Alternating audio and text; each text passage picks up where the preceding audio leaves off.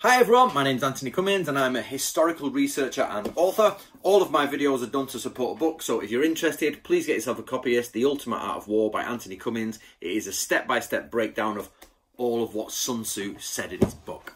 Right, very quickly, what I want to do is give you a quick overview. So, I have been trying to answer the question of what did a samurai and ninja actually do, or what did they do in ancient times. There are many people out there who know the history of the ninja and samurai. There are many people out there who know the parts and equipment of Japanese arms and armour. And there are lots of people who know a lot about Koryu and the lineage that reached into today. But there's a massive middle area of things that we don't know what the samurai actually did. And I am going to answer that. Well, that is my aim. I'm going to try and do this. This includes the ninja, by the way. But I'm going to try to do this within 50 years. So in my 30s, 40s, 50s, 60s and 70s, retiring on my 80th birthday, I will give 5 decades to the study of samurai and shinobi ways. Hopefully, as long as I live that long, and bring as many books as I can to you guys so that you can all understand the history of it. So, it is now 2020, February, and we're pretty much celebrating the 10 years of Antony Cummins doing his work.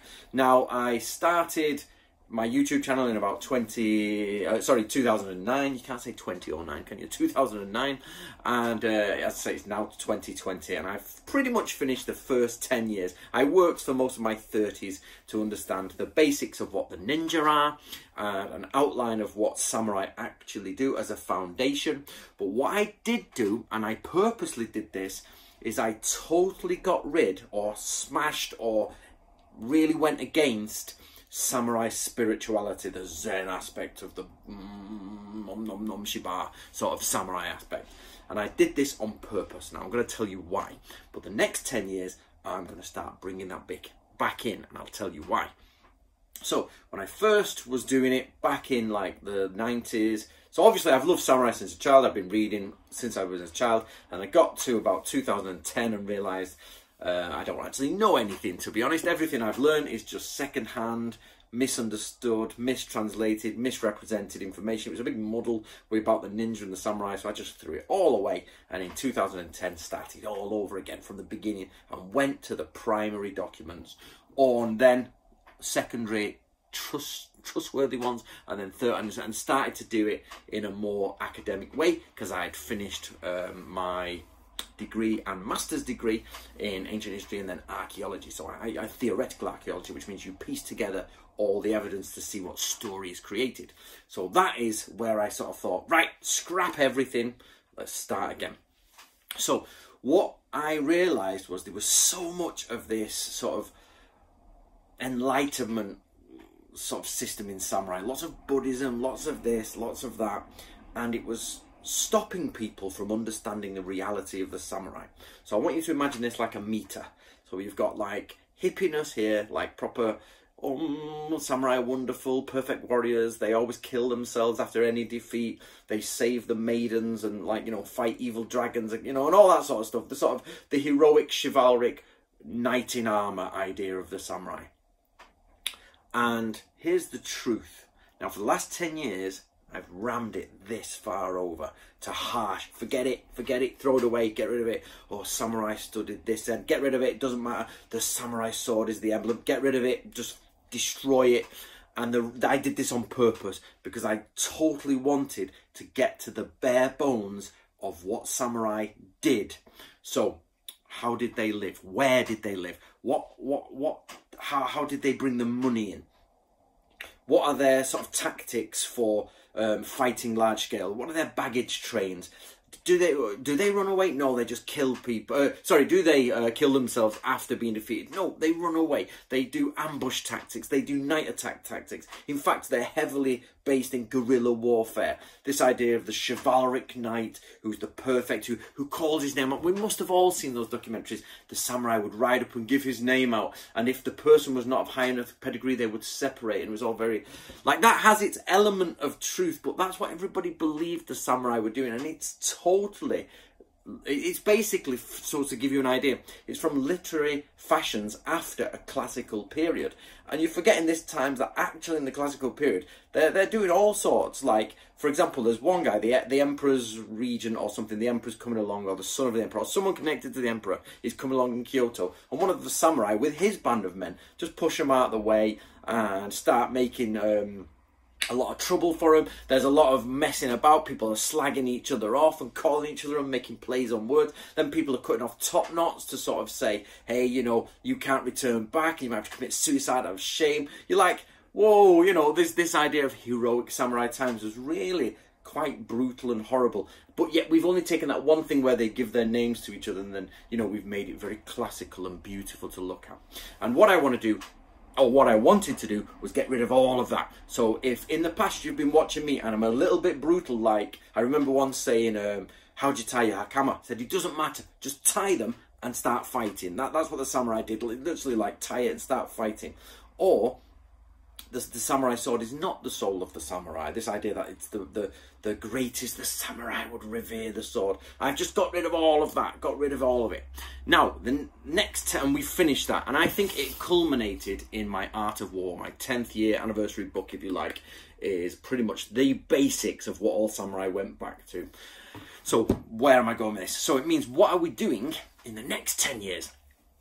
So, overall, I want you to imagine a wall built of 5 layers of big stones. So say each stone is a couple of feet wide like this, big blocks. So eventually we're going to end up with a wall that's 10 feet high, okay? 10 feet high. What's that? 2.2 meters or something like that. So what I did in my first 10 years is put a 2-foot block down of what the samurai did. What was there originally, I just smashed it down, ripped it to the side, and I got these very solid, very easy to see blocks. Boom, boom, boom. That is the first course of a big stone wall, is my first 10 years of study. Now, then we're going to do 5 of those to make this 10-foot wall. And that represents each decade that I'm going to do this for. So the next step is starting to reinsert the more ethical questions, the spirituality, the morality, the ceremony. Before this, I got rid of it all. I think, as I said, you can mix your milkshake with your katana at one point, which annoyed a lot of people. But my point was singular. It was get rid of everything you think you know about the samurai and the ninja. Start again. Because I did it. If I have to do it, you guys have to do it. If we're going to get rid of everything. Very quickly aside there. Basically, if you think you know everything about the samurai and the truth about it all because you've read in English, you're wrong. Because there's so much out there that's totally wrong. Even up to peer review things, I was like, that's not right. That's not right. And now people like Stephen Turnbull have come out about his ninjas and said, actually, I was wrong there and we're redoing this. And everybody's rejigging and redoing it now.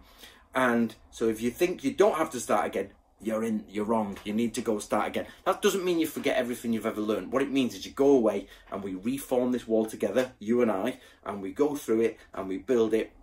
And in about 40 years more, we'll have hopefully the largest, most complete, most understandable, most identifiable, correct history of the samurai, their practices, their social situation, their ethics, their spirituality, their magic. We'll have it all. And I'm going to try and do that for you guys. As long as you guys keep buying my books, then I will keep doing this until we get this fixed and set. So for the next 10 years, what I'm going to do is start looking into the more spiritual side of samurai, but placing it on that first wall of very brutal, very real, very practical history. The samurai lived in Japan, a mountainous area. They took control from the imperial family. They absolutely, like, locked down, if you like, the people into not a strata of hierarchy. I'm not talking about the 4 classes, but I mean, like, their samurai were at the top, and if you could make it to the top and be samurai, you were at the top of society.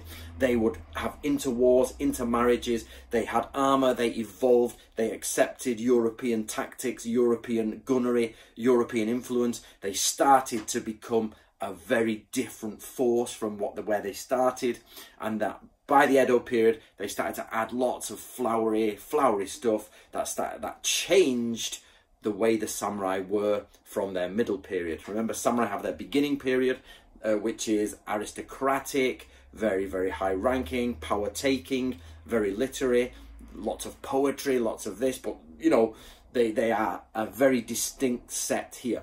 Their middle ages are their warring periods, where the lower samurai do the same as what happened here and take control, and those aristocratic samurai fall, and then the common samurai rise, and then a single one of those, the Tokugawa, stamps it down, and he and the Tokugawa family secure Japan for 250 years, and then it becomes flowery, bureaucratic. We start getting this idea of the image of the samurai instead of the actual samurai. They start to produce their own image, their own myth beyond the reality. So what we're going to do is make sure over the next 40 years that we get that solidly put in place with all the different bits. So it means for you guys, in the next few years, you're going to start seeing me doing a bit of Zen, some books on the more spiritual aspects of the samurai, books hopefully on the magic aspects of the samurai. There was actually going to be a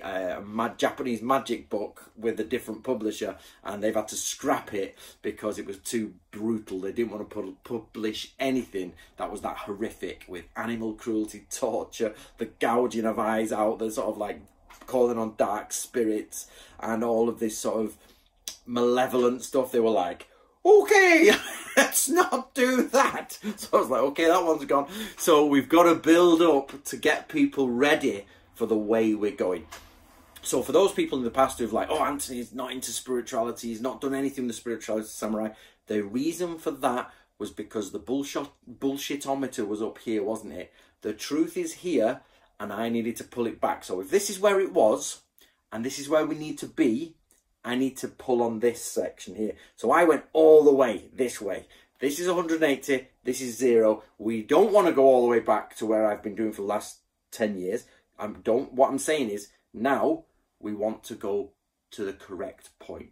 Halfway between basically the flowery stuff and halfway between the over-brutalized stuff, and then find that moment, that piece, that degree, that element that reflects the artistry, the spirituality and the ethics of the samurai, but doesn't forget the foundations of its brutality and it's basically a locked down social class and all of that, and that they are a military regime. They are a dictatorship. There is no ways about this. They are a dictatorship at the end of it.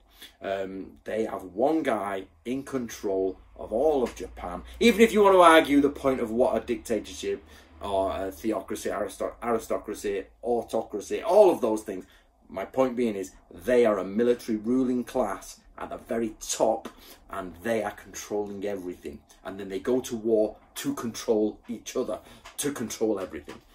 So anyway guys, you get where I'm going with this.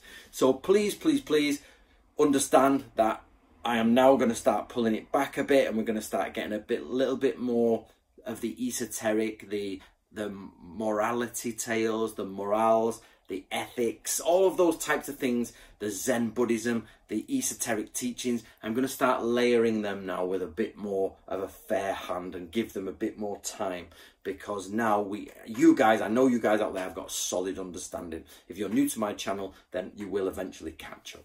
All right, guys, I hope that helps. Again, please do support this Art of War, or The Ultimate Art of War by Antony Cummins. This is what needs to happen. You're buying these books, publisher says we want some more books, Antony does next book, does more research. It's simple as that. If you're not buying the books, we ain't going anywhere. So, you know, just make sure with this going on YouTube, it's going round and round.